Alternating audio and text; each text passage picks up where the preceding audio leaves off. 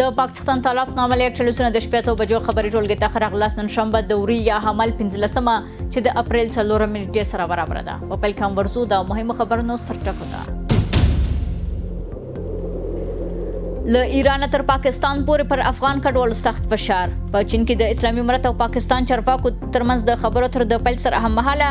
د پاکستان پوځي رژیم پر افغان کډوالو فشار زیات کړی دی. یو شمېر افغان اتباع چې په ایران کې میشت دي هم د اسلامي جمهوریت سره د امریکا او اسرائیل د کړکېچونو په تړاو په نښتو کې وژل شوي دي.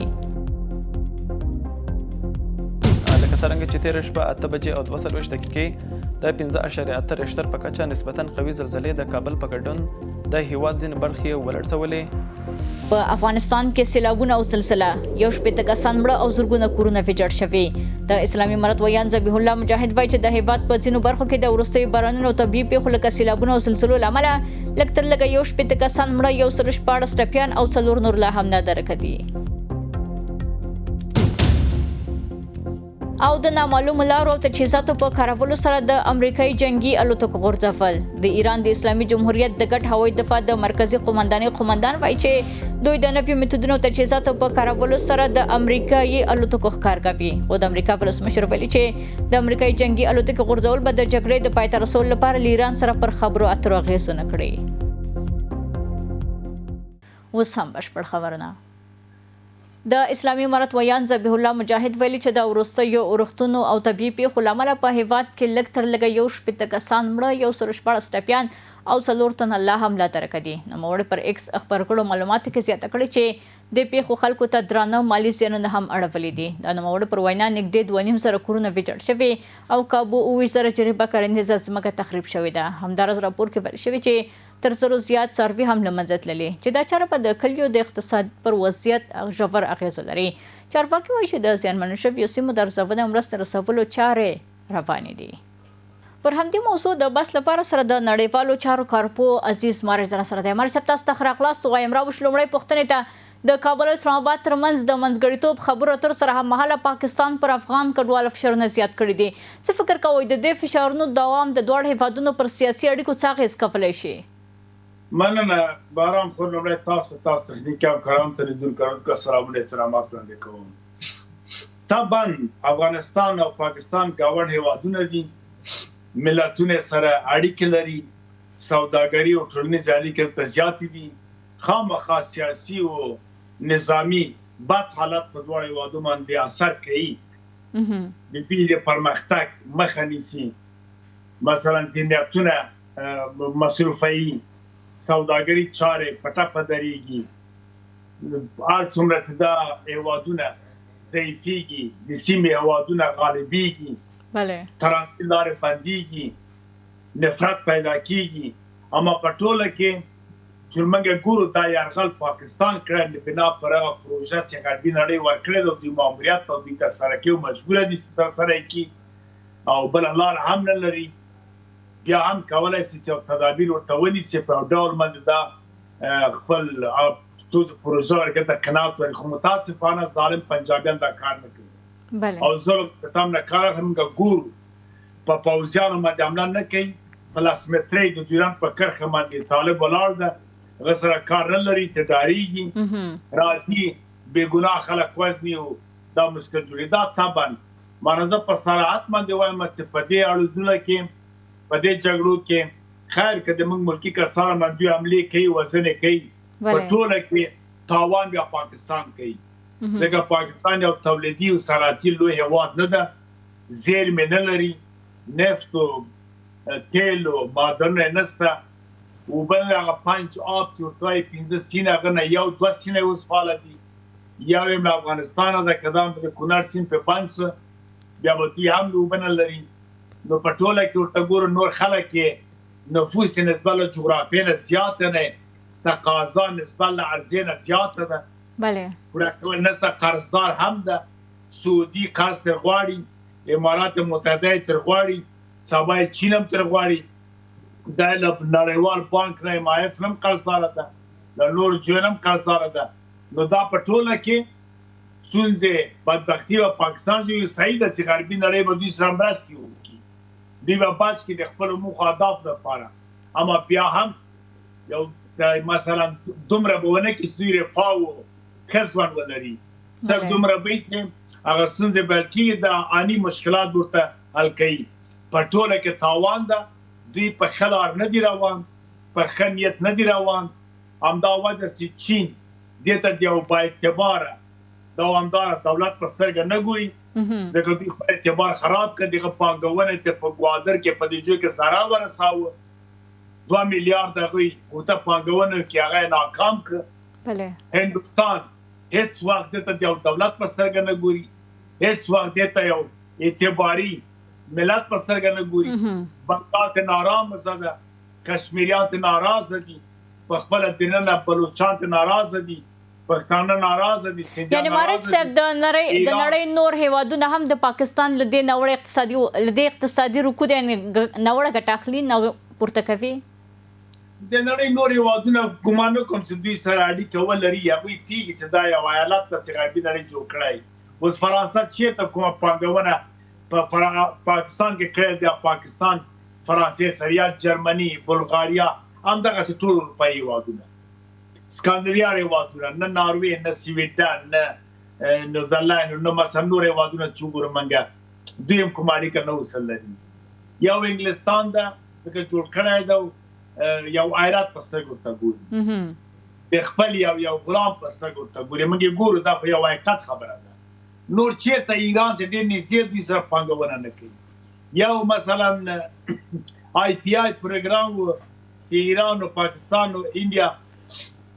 ورته یو پایپلاین جوړ کړي ایران ورته چې سپلای وکړي مثلا نفت ولګي هند ته دا هم په ودراوه ایران تر خپل سرحده پورې د پاکستان د بلوچستان پورې پایپونه راوړل هند هم جوړ کړ مانده ونه څکړه هغوی ته هم بې اعتباره ده حیثیت عزت اعتبار نه لري یوازیني خلک چې ورسره ښه وه ملتونه د افغانستان وو دلته هم دغه د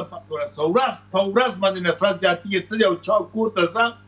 اول ته ماشوم وزده نو تا ته بیا څوک په ښه سترګه وګوري نو غیر له دې نه چې نفرت په سترګه او غیر له دې نه چې تا ته لعنت ووایي تا ته بد رد ووایي بل خو لاره پاتې ده بله تا ته دې ته اوس عملاً جګړه کې له افغانستان سره نو دی پوهېږي چې دا پاکستان بقا نه لري دا پاتې هېواد نه ده دا یو ایالت ده پروژه ده پروژې مخ ته بیایي چې ضرورت رفض دی ایسته کېږي دا اووه تقریبا 10 کاله کېږي چې امریکا نریندرا مودي سره ګوري ان مخکې نریندرا مودي منموهن سنګ سره دا پروتوکول وکړ که تاسې دغه ماموریت واخلئ موږ ته به ښیي ځکه هند په سیمه کې یو زبرځواک تولیدي بانفوسه او بانفوذه هېواد ده هغوی دا وستا د پاکستان په بشپړه توګه لرې کوي په هغه وخت کې غربي نړۍ او تیاره دې ته نه وه چې دا د فتن لري کې ځکه دلته خو اسلامي مفکورې باندې هېواد جوړ کړی چې روس مخه د مسلمانان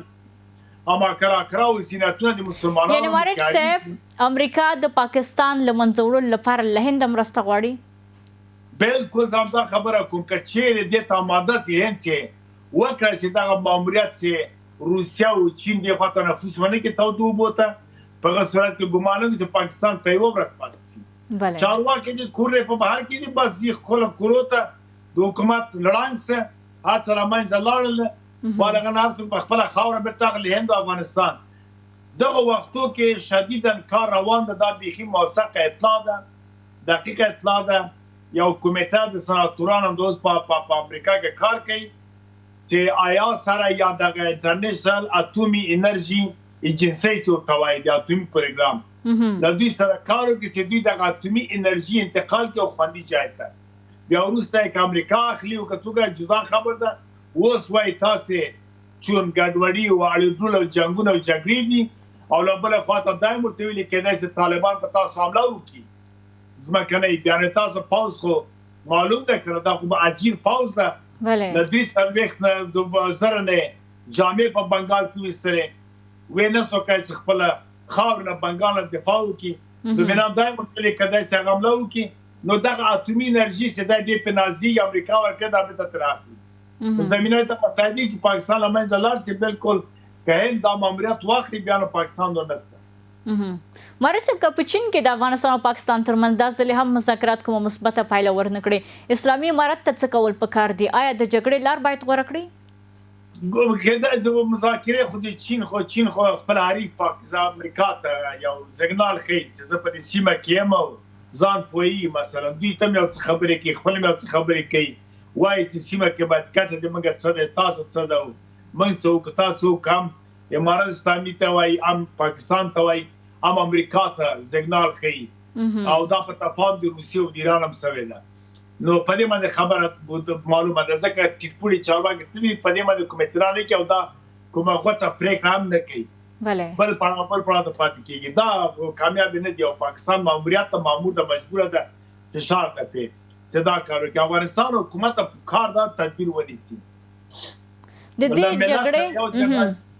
جرګې باید جوړې کړي خبرې باید وکړي کمیټې باید جوړې شي نړیوال کنفرانسونه باید دعوت کړي نړیوال اپلای باید راسي ملګرو ملتونو سازمان هغه راتګ ته باید په مملکت کې یو څه اصلاحات راولي قانون ته ښځو حقوق ته انجینرکار مکتب ته دې ته څه نړیوال زړه کړي نور د دولت په سترګه افغانستان ته مملکت په سترګه باید وکتل شي په رسمیت وپېژني بال هغه نه بیا موږ کولی شو مرستې هم واخلو که چیرې جرګې او نړیوال کنفرانسونه او نړیوال تصمیمونه باندې پاکستان عمل ونه کړي بیا له روسیې نه چین نه په ایران نه او نورو ځایونو نه هند نه موږ کولی شو د اتیاوا او طیارې او الوتکه په پور واخلو ګوره روسیې وزیر خارجه لاوروف واضح ویل همداسې معاون رئیس جمهور ویل او سخنګوی دی یا ویان دی پاوز ویل چې په پلورلو پیرلو کې وستل افغانستان سره موږ کوم ستونزه نه لرو کوم نړیوال پروتوکول هم په دې اړه باندې نشته خپلواک هېواد هر هېواد کولی شي بل هېواد سره پروتوکول ولري مثلا تړون ولري پلورلو کې اخیستلو خرڅول وکړي دې کوم مشکل نه موږ کولی شو د لومړي ځل لپاره په 1940 کال کې د لومړي ځل لپاره 15 الوتکې موږ ته همدغه روسیې راکړلې دا مثلا نیکولای توپک 1.5 توپک همدغه روسیې راکړله د باروتو فابریکه د روسیې موږ ته جوړه کړه د امان الله خان په وخت همدغسې نورې مرستې توپونه موږ ته راکړله نور خو موږ د خپله فابریکه درلودله په د سره احمدشاه بابا رحمت الله علیه په وخت کې په توپخانه کې موږ د زنبورک او شاهین او شارنګ په نوم توپونه جوړول توپک جوړول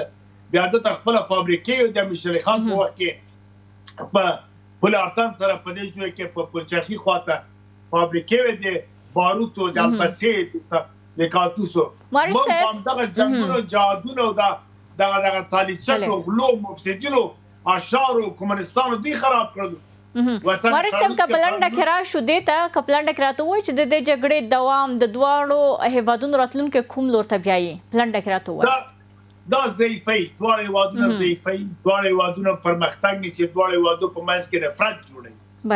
او دا ډېره زیاته ملامتي پرای پاکستان ته ځکه جګړه پاکستان پیل کړې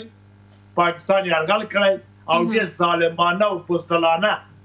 حمله پرازي په ماشومانو په بیمارانو په ملکی ځایو کوي وکړه ته حمله کې جنگ کې پلان لري توپ تاری لکړ در روان کړه راځه له پوځیانو سره کړ په کړ چې موږ ته اصرار وکړ دا سره وکړو تر پنه پورې چې ماشوم د پنجابي په کې ویده کېده ورته ویل آرام بچا بیٹا آرام بیٹا پٹھان آ گیا د پٹھان ډارونه نن بیا دومره تر پورته سوی ډېر ملامتیان لرو په خپل افغانستان کې دا ناخواله 50 کاله دا حالت راوستله ده چې د موږ هغه پخوانی غرور دغه سوی اوس پنجابی راځي په موږ حملې کوي ډېره مننه د نړیوال چارکارپو عزیزدین مارش صاحب ستاسو له حضور څخه په خپرونه کې کور مو ودان اوس هم راځو د خبرونو دوام ته اروپایي ټولنه وایي چې ناچاو د مهمات په افغانستان کې یو وژونکی او پټ ګواښ دی د ټولنې روښانه کړې چې دوی له خپلو شریکانو سره کار کوي تر څو ځمکه له ماینونو او چاودېدونکو توکو پاکه کړي او خلکو ته خوندي ژوند تعلیم او د کار زمینه برابره کړي له تاسې خپلو ټولو همکارانو په مننه سره زموږ د شپې 8 بجو خبري ټولګه پر همدې ځای پای ته رسیږي ښه شپه ولرئ